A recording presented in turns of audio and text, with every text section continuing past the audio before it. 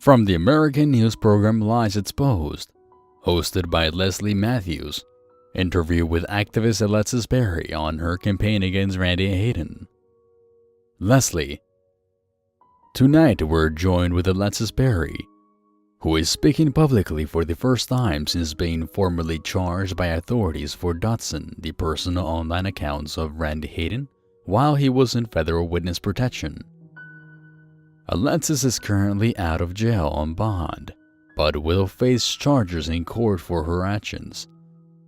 Alexis tells us that she is not dissuaded by her upcoming court date, stating that she would do it all over again. For our viewers that have not been following these developments, here is a brief recap of the events that have led to the 23-year-old college sophomore facing these serious charges. Operating on the popular website Reddit, Alexis, whose online identity was Justin's Royal Guard, a not-too-firm or controversial social justice group from Louisiana, whose founder was charged with several brutal murders back in 2015. Alexis spent most of her internet hours targeting public figures that she believed used their wealth, professions, or influence to avoid facing accountability for criminal activity. Alexis credits her exposing of Randy Hayden publicly to the disgust and anger she tells us formed in her after reading the best-selling autobiography, Jeffrey Woods, Brother, Friend, Killer, written by Leo Woods, brother of the infamous serial killer Jeffrey Woods. Alexis has stated that she was furious that Randy Hayden, who she describes as a pompous child of privilege, was able to escape all accountability for his actions because of his corrupt father's political connections within the small New Orleans suburb of Mandeville, LA. Alexis: it's disgusting, really. If Randy Hayden were poor, he would have been hung out to dry in the media. He tormented Jeffrey Woods, but was protected by the local police. He arranged an ambush on Jeff and threatened to shoot him with a flare gun, which he then did. Then he, along with the crooked Mandeville police, protected a lie that Woods shot himself in the face. Even when the doctor who treated Jeff in the hospital tended to throw that story into question, Randy's father started bribing more officials to make that disappear too. This kid was living in a world where he couldn't be touched. Leslie: so you read the book and then became motivated to look further into the whereabouts of Randy Hayden? Alexis: yes, it was common knowledge that he'd gone into witness protection along with his mother and father. It didn't help that there was a lot of users who liked to troll message boards by pretending to be the real Randy Hayden. Most of them were easily dismissed as fake, but then someone doxed some information from Macleod Hayden's old bank in Mandeville, and a pretty big clue came out. Leslie: what clue would that be? Alexis: once again, it's pretty well known that Macleod Hayden, even after going into witness protection, lost his financial empire. His shares in his company were all sold off to a private investor, and what he had left went into the massive fines and penalties imposed on him by the Federal Trade Commission. I imagine that wherever Macleod and Brigade Hayden are now, that whatever names they were given, they're probably living off of frozen food and tap water. However, they apparently had to set up a trust fund for Randy when he was born. The conditions of the trust fund stated that he could claim the money, a sizable amount, when he turned 20 years old. We're talking a little over $1 million, all just sitting in an account that his parents, by their own agreed-upon conditions, couldn't touch. It only got to Randy when he turned 20. So, about 6 months before that would be his 20th birthday, this user showed up on Reddit, and as I learned once I started digging into it, a bunch of other opinions-based internet forums, asking the same sort of questions. Leslie: what was he asking that caught your attention? Alexis: he was asking about Randy Hayden, questions about whether or not he should come out of hiding. This user created polls, asking people if they forgive his reputation, stuff like that. Now, that alone wasn't such a red flag just in itself. Lots of people talked about this, especially after Leo's Woods book came out. There were a lot of people that supported Randy, painting him just another victim of the entire Jeff the Killer debacle. Others, like myself, wanted to see him held publicly accountable for lying to the police about the flare gun incident. What stood out though was the tone of these posts, and the username for that matter. Leslie. Right, the username was rat70048, correct? Alexis. Yes. I found this interesting because in everything I've heard about this case, Randy's middle name, which is Andrew, was never really stated. Sure, it could be found if someone dug enough, but it just struck me as odd. The number 70048 are the zip code for Mandeville, LA. Also, as I said before, the tone of these posts seemed, I don't know how to really say it, personalized maybe? Leslie. And it was at this point that you started to think that this could be the real Randy Hayden? Alexis. Not exactly, but it was enough to make me want to dig more into this user. So myself and some friends essentially hacked the account for Ra70048 for more information.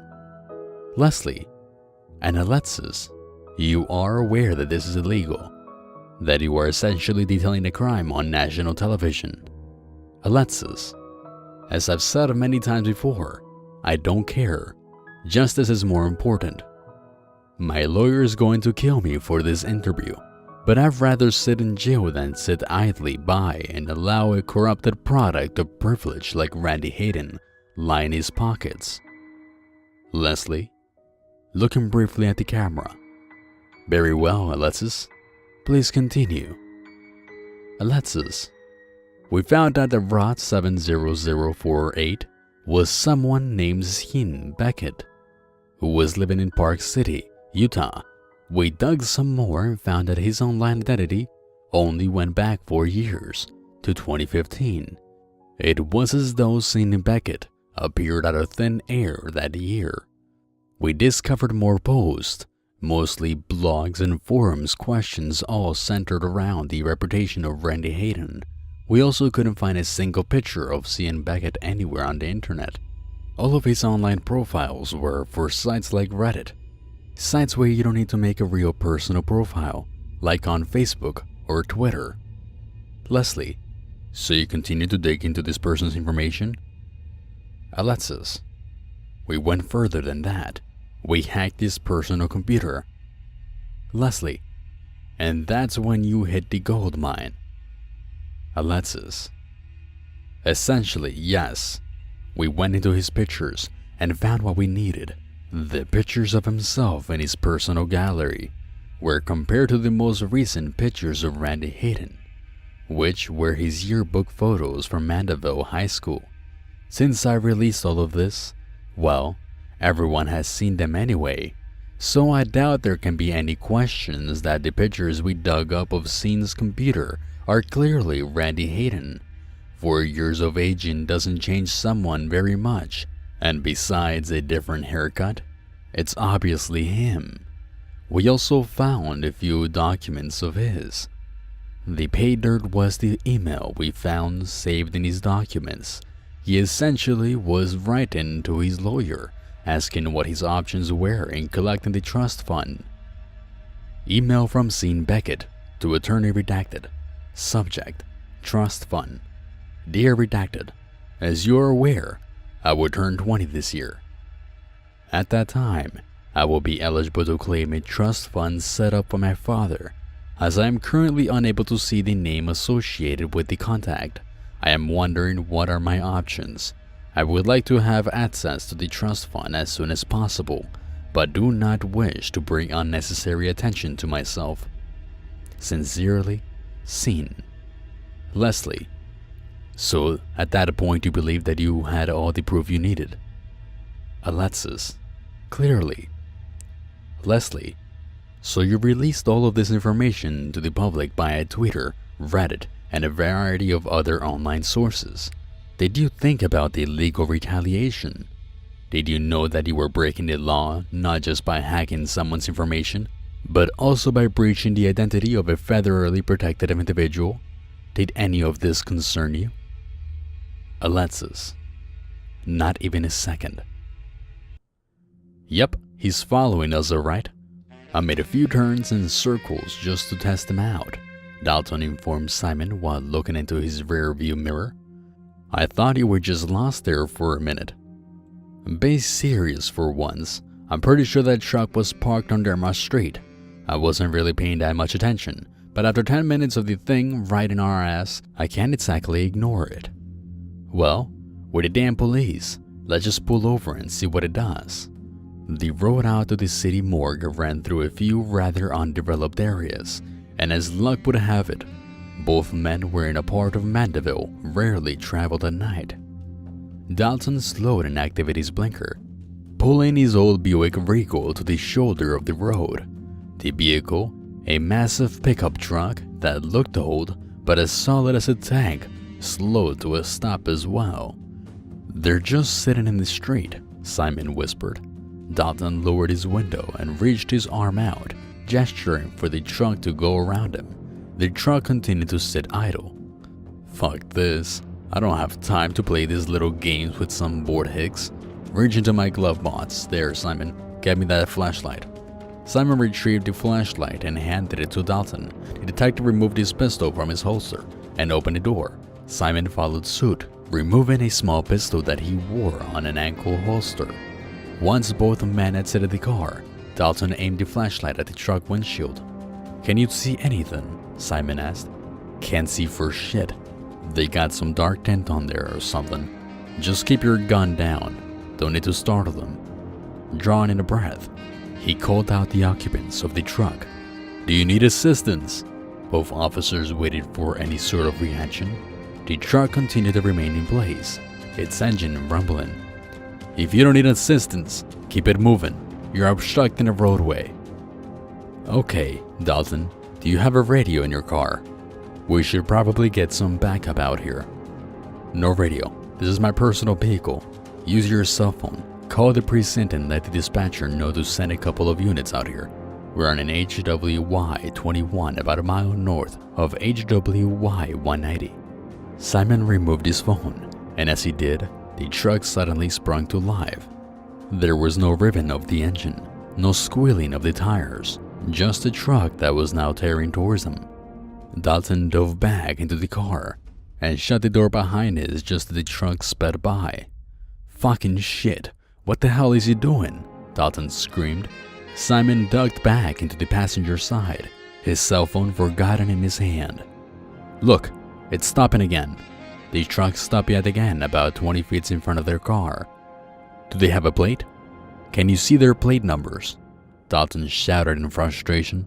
"No plate that I can see. Hold on, let me get a picture." Simon raised his cell phone and snapped several pictures of the vehicle. "Okay, got it. I'm calling for backup now." "Wait, what the fuck are they doing now?" Dalton interrupted. Both men watched as the passenger side window rolled down, and what appeared to be a small brown box was thrown onto the street.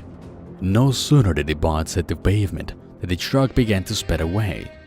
Dalton dropped his transmission into drive and began to follow as Simon spoke with the MPD dispatch. "Yeah, it's a brown pickup. Looks like an older model Jimmy 4x4. No license plates. It just attempted to run us down out here on HWY 21. The vehicle just abandoned what appears to be a brown package on the highway. It is speeding northbound.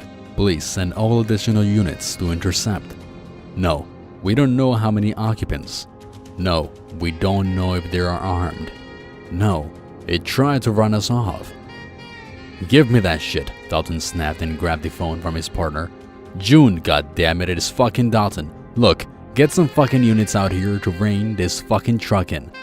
I got pictures that I'm going to text you to your damn cell phone, so make sure you send those out with the APB.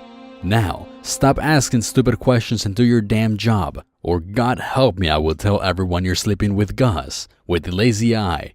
Dalton hung up and quickly dialed a new number into the phone. He tossed the phone into Simon's lap as he slowed the car down next to the discarded little bots in the street. Hang on, we gotta grab that. Are you sure?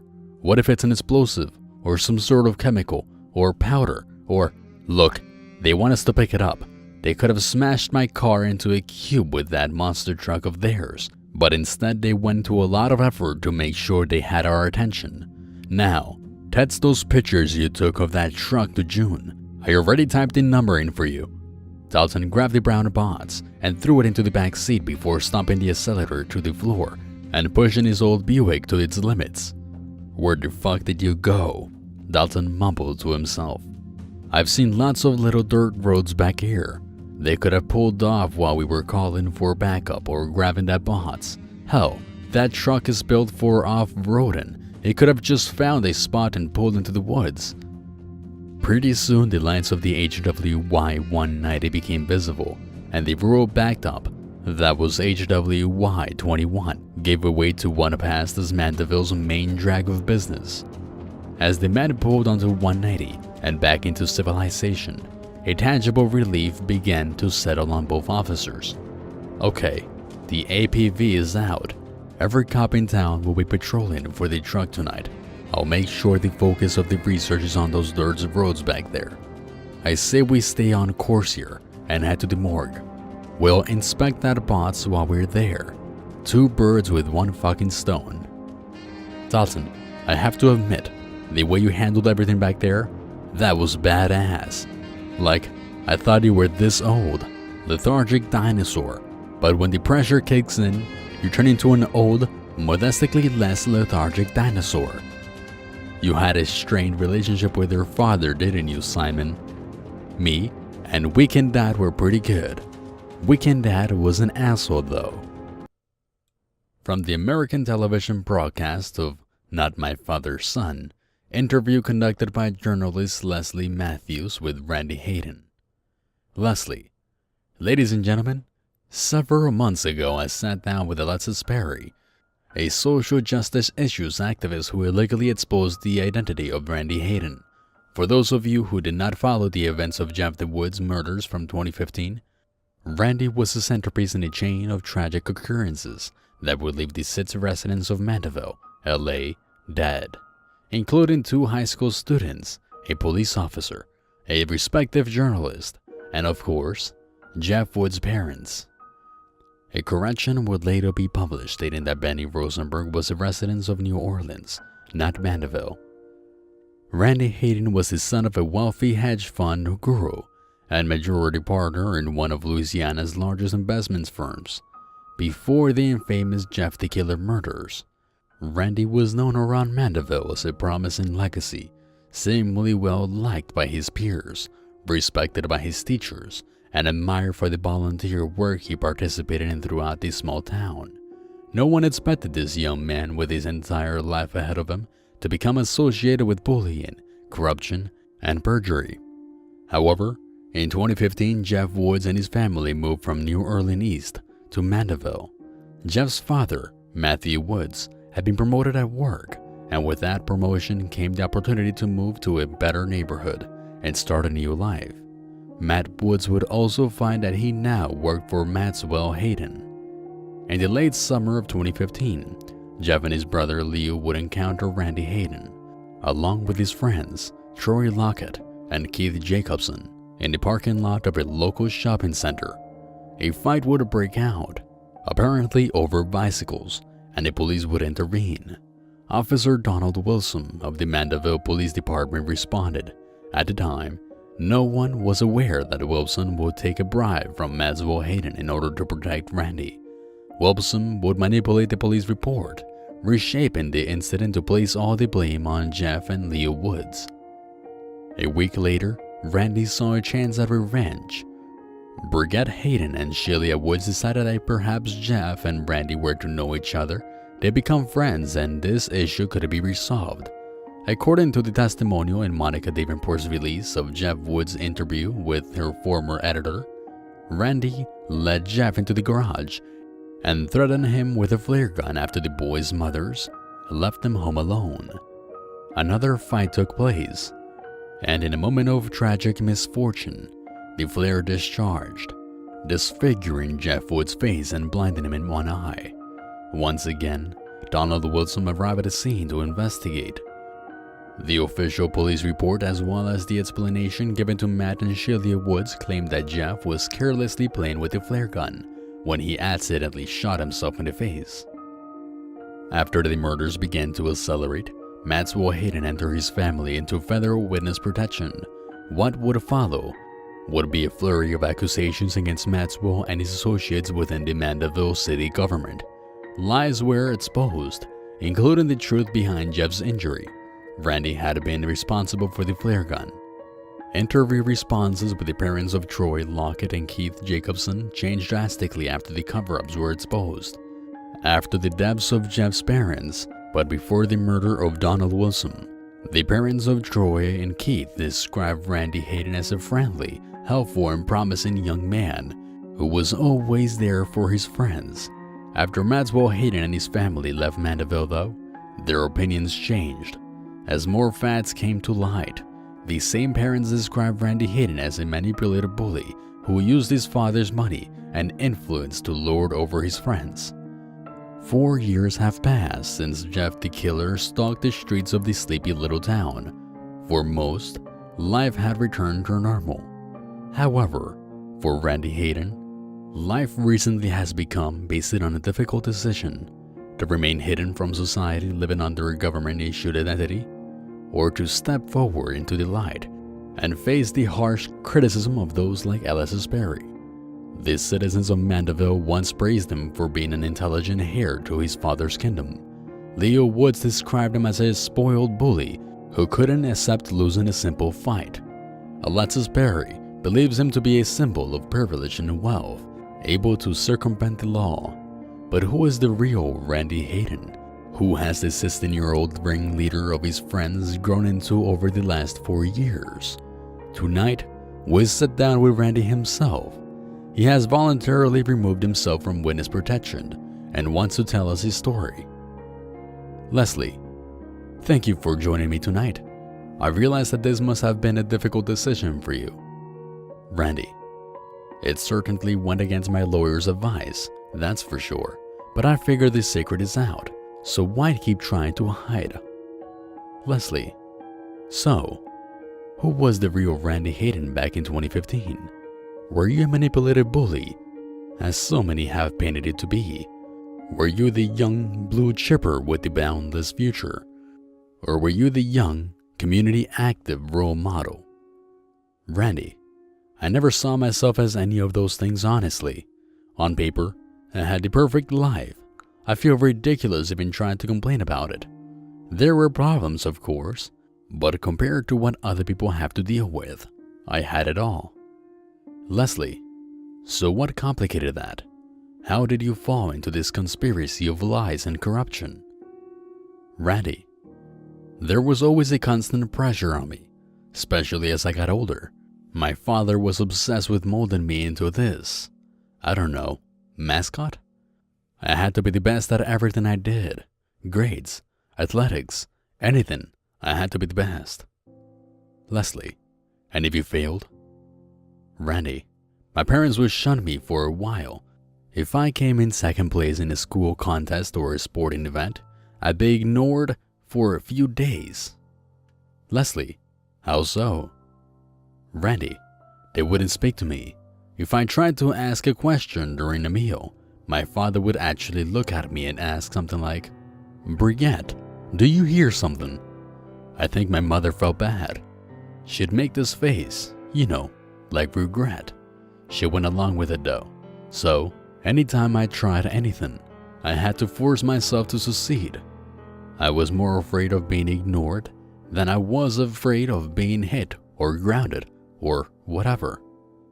Leslie, it sounds to me like you could almost draw a parallel to the way your parents treated you and the way Jeff would describe his own family like.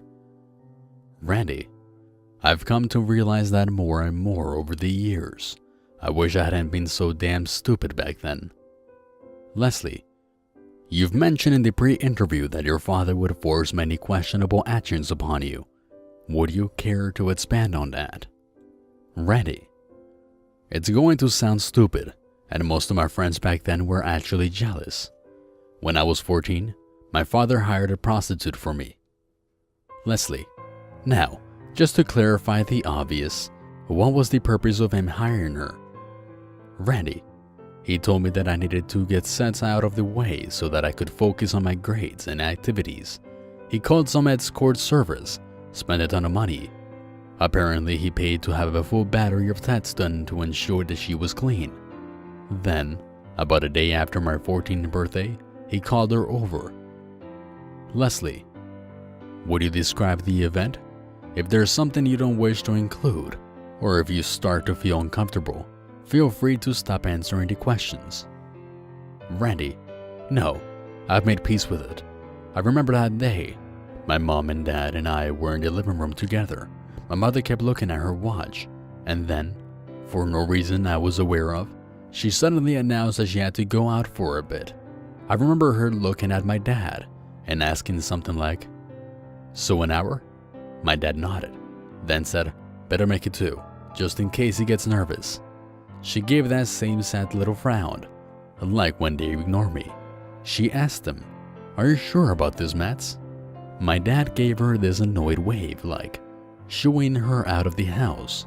I guess he was sure. Leslie. What happened next? Randy. The woman arrived. She was attractive. I remember that. I remember feeling really shy, like I wanted to excuse myself from the room. I didn't know who she was, but I figured she was there to see my father. I didn't want to risk saying anything stupid, so I was preparing to go upstairs to my bedroom. She was discussing something quietly with my father anyway, so I didn't feel like I needed to be down there. When I stood up to leave though, my dad told me to wait up. Leslie. What did he say to you? Randy. He told me that her name was Cherry and that she was going to give me the rest of my birthday presents.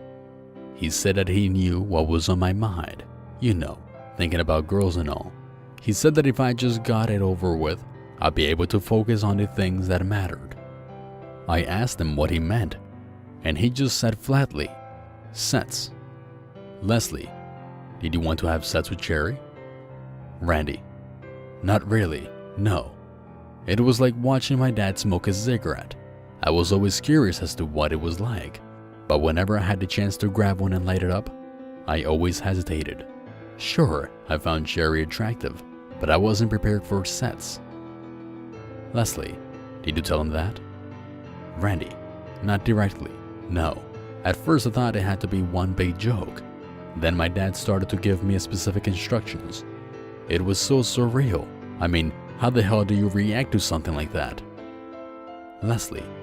What happened? Randy. My father broke it down, as he'd like to say, Barney style. You know, like the purple dinosaur. He told me that I was going to take Cherry up to my bedroom and that she was going to guide me through everything. He told me that she had protection in her purse. I was freaking out a little. I mean, me and my friends would always talk big, you know, bragging or even lying about our experience with women. But now I was actually face to face with it. I really just wanted her to go away. Leslie, nodding for him to continue. Randy. I must have given my dad a look, something that set him off. Maybe it was the hesitation, or maybe he was suspecting me to be happier about the whole thing. But he got angry really fast. He pulled me into the den. I remember he was gripping my arm like a clamp. I'd find bruises there later. He got right in my face and told me that I should be grateful for this. That while other kids were sneaking Playboy magazines into their bathrooms, that I'd be a man. He said, "You want to be a fucking man, don't you, Randy? Don't you want to be a man? Or are you a little faggot or something? Do you even like girls, Randy?" I told him yes, I like girls. And then he let go of my arm and told me to go prove it then. He told me that he spent a lot of money to arrange this event and that I'd better not waste his money. Leslie, was the woman, Cherry, aware that you were a minor? Randy, I'm sure she was, but my father was probably throwing a lot of money at her.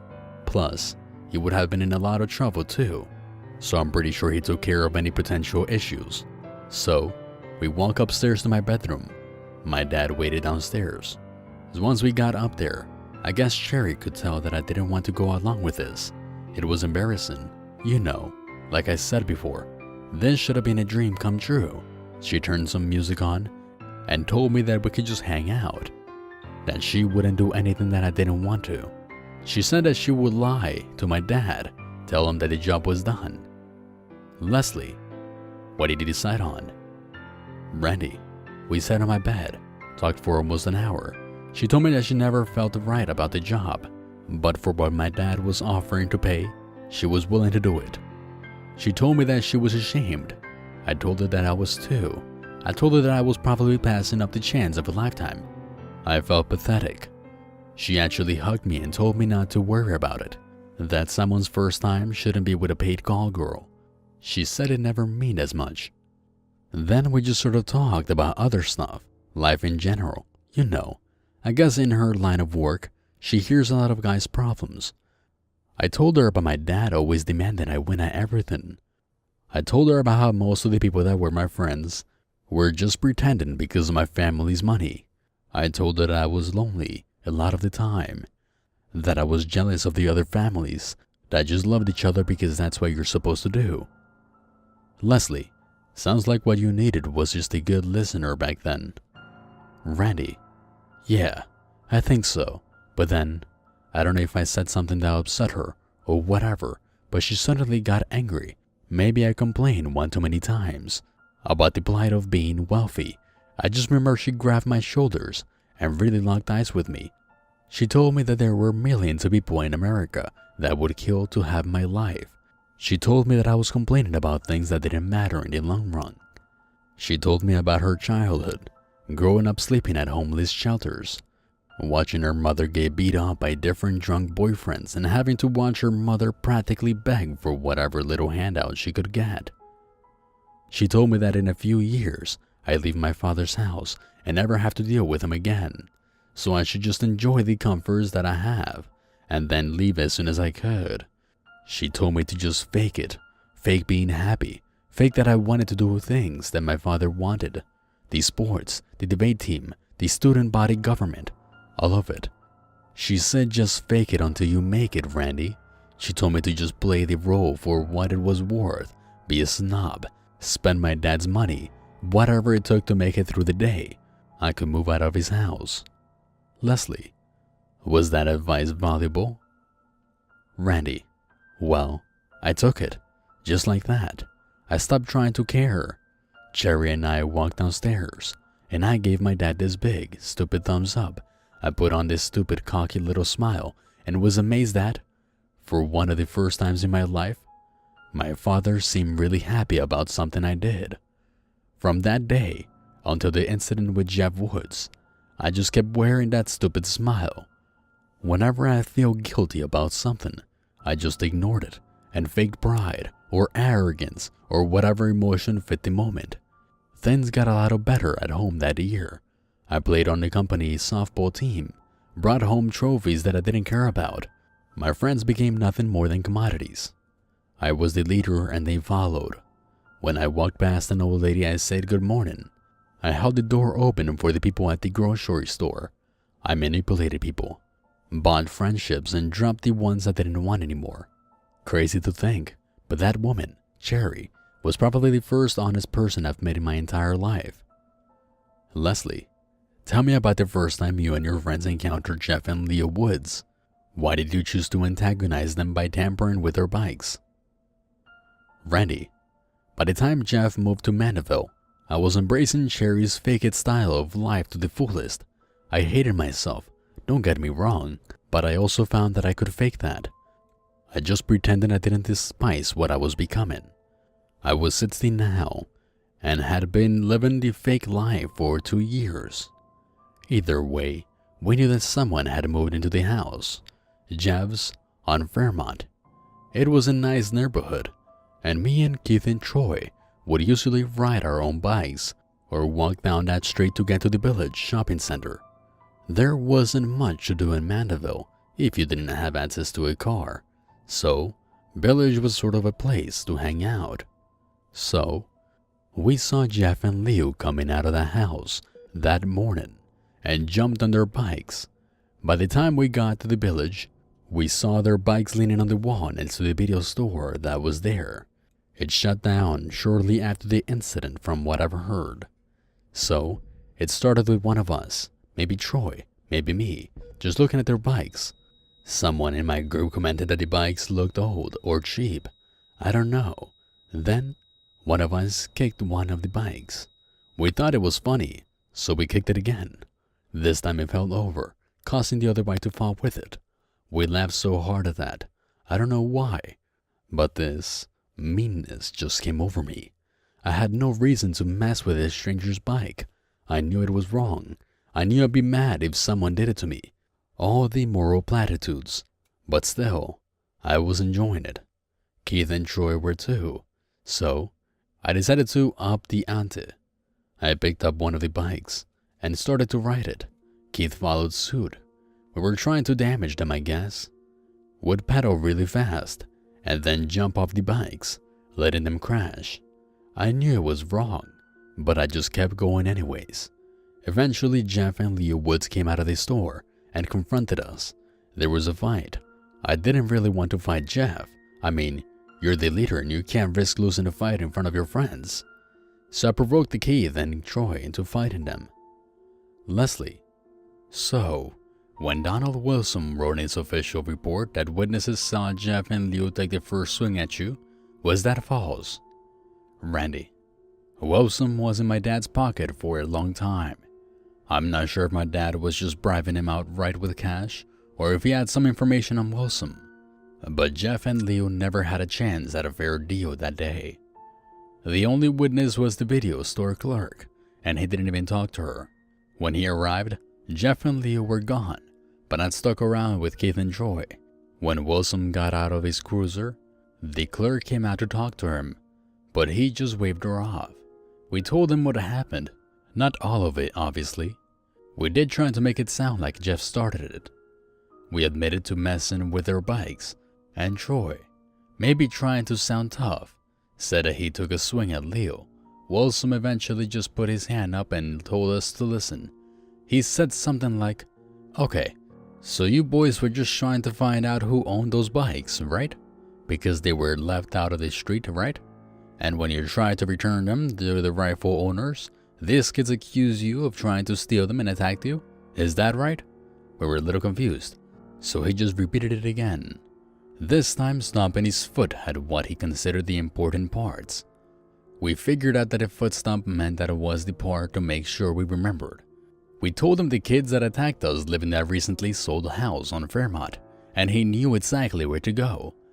I guess he called my dad after we all left and told him that it was all taken care of, because when I got home that day, my father already knew the story, or at least the false version that Wilson cooked up. Leslie, were you and your friends upset over this? Is that what led you to the incident at your house with the flare gun?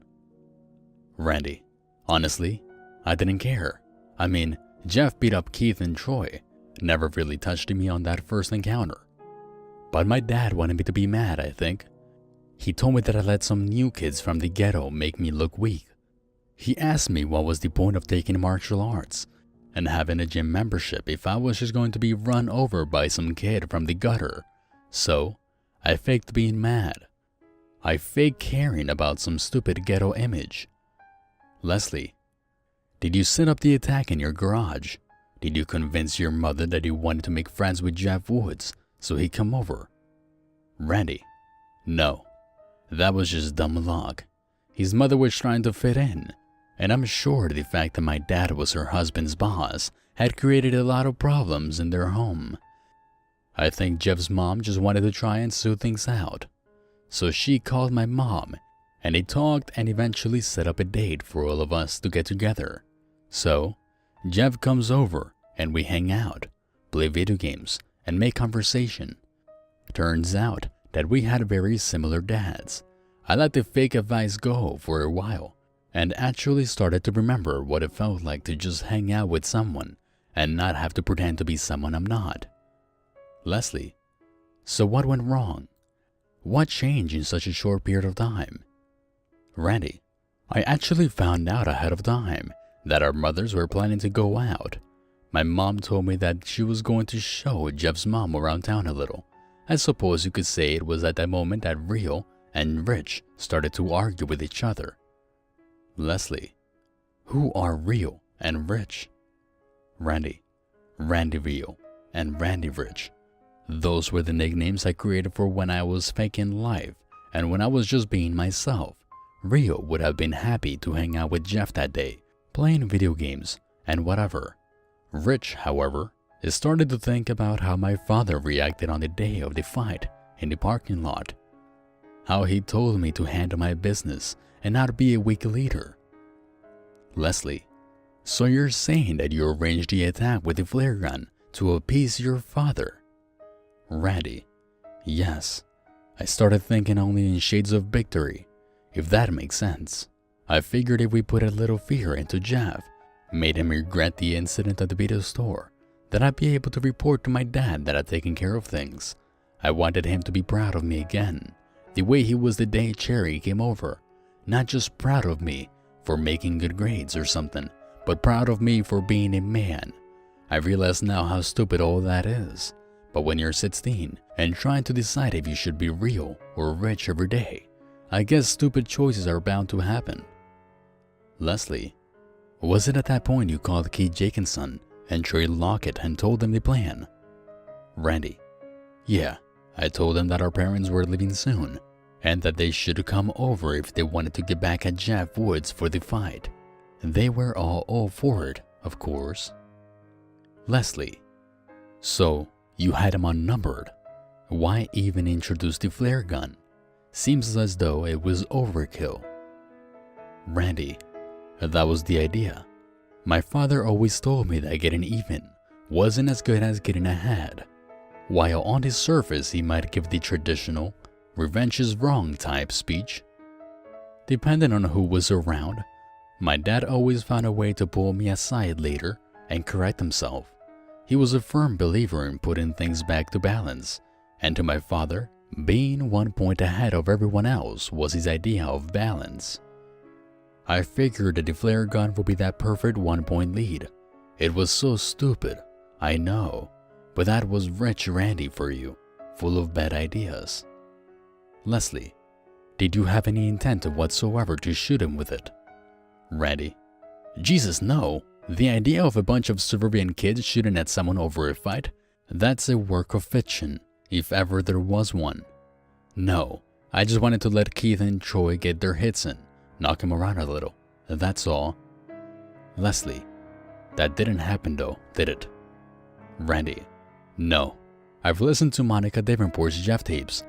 If I had known how much that kid was dangling on the edge, we'd have left him alone. Leslie, now, one of the big pieces of controversy was your story.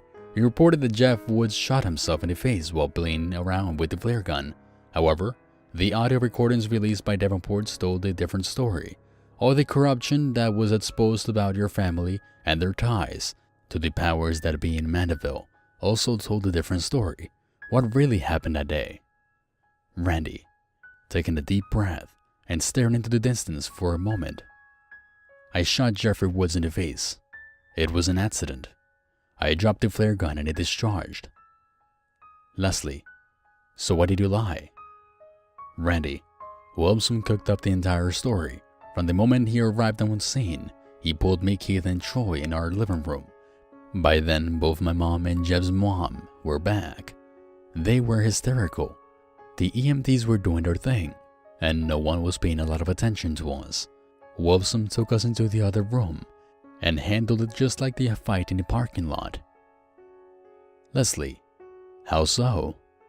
Randy fed us our lines, just like in a play. He asked us how much we already told the EMTs, or the parents, which honestly hadn't been much. He asked me what happened, and I told him the truth, that I dropped the gun and it shot Jeff. Wilson explained to me that I could be charged with aggravated battery, that it was a felony, and I could spend the rest of my youth in the juvenile detention center. He told Keith and Troy that they would be tried as accessories and essentially face the same punishment.